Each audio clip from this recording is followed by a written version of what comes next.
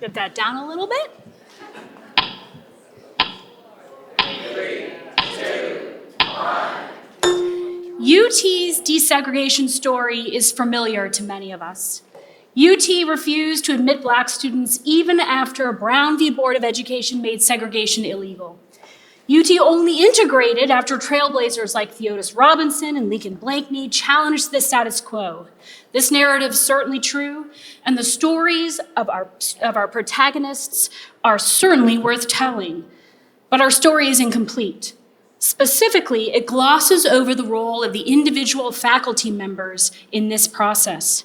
In my recent research, I've uncovered substantial archival evidence that proves that faculty members at the College of Law were active members in the scheme to resist desegregation at UT. So why focus on the antagonists of the story, the individual actions of faculty members? Because knowing this history allows us to better engage in critical analysis of modern education. It invites us to compare practices of the past with those of the present, and it calls us as faculty to ask, what is our own responsibility in repairing the damage done by our academic ancestors?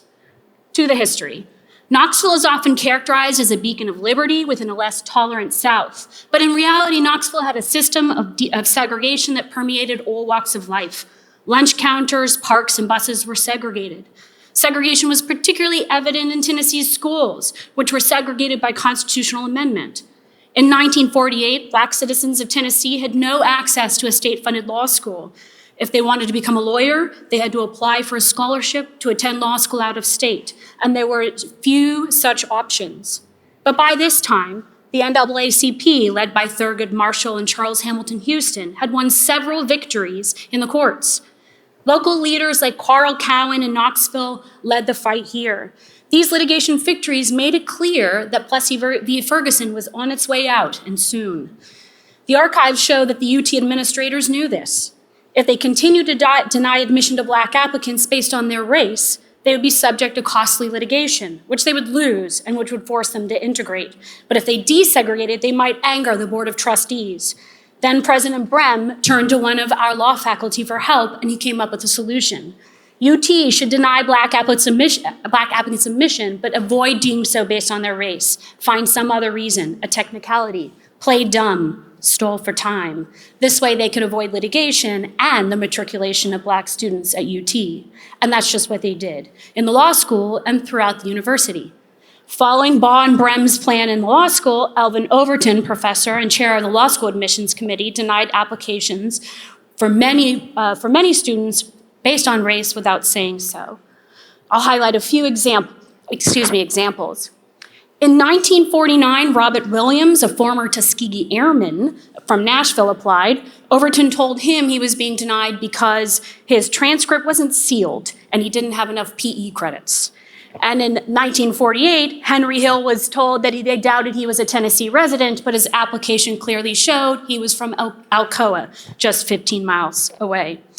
Another tactic that Professor Overton used was to delay the application, perhaps in the hope that they would give up. That's what he did to Rudolph McCamey here, who graduated from Austin High here in Knoxville and applied in 1948.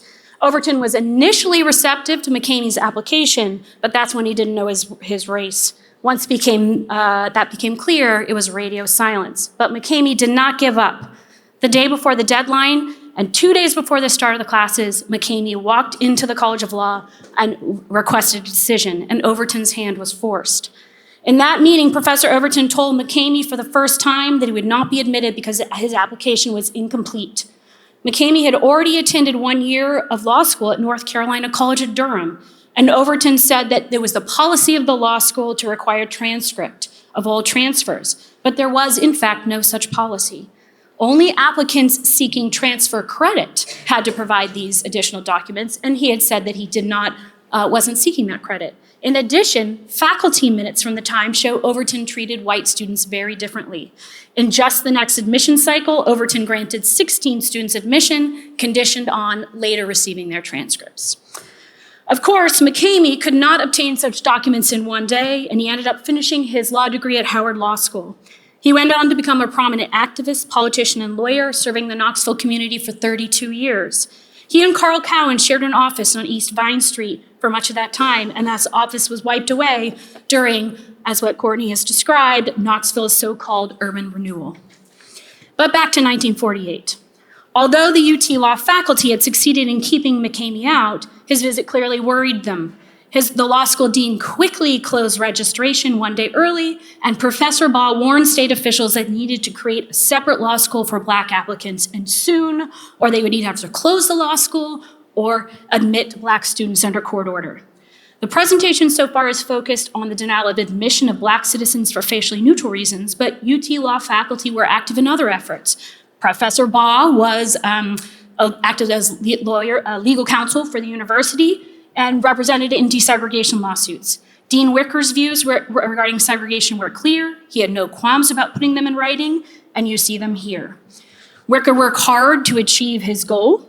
For example, when the Association of American Law Schools proposed making desegregation a condition of membership, Wicker and other Southern deans stalled the efforts by creating multiple committees to further study the issue. This kind of stalling tactic might be familiar to many of us. I've mentioned the role of 3 of the 1948 law school faculty members, but what about the rest? What do the records reveal about their views? Little to nothing. Thousands of pages of archives from the period show no hint of action, either for or against segregation. So what can we deduce from this silence? That in the face of immoral action by their employer, these faculty members apparently did nothing. And as the Yale Law faculty loudly proclaimed when Dean Wicker had yet again helped to stall national desegregation efforts, in doing nothing, our law faculty were thus complicit.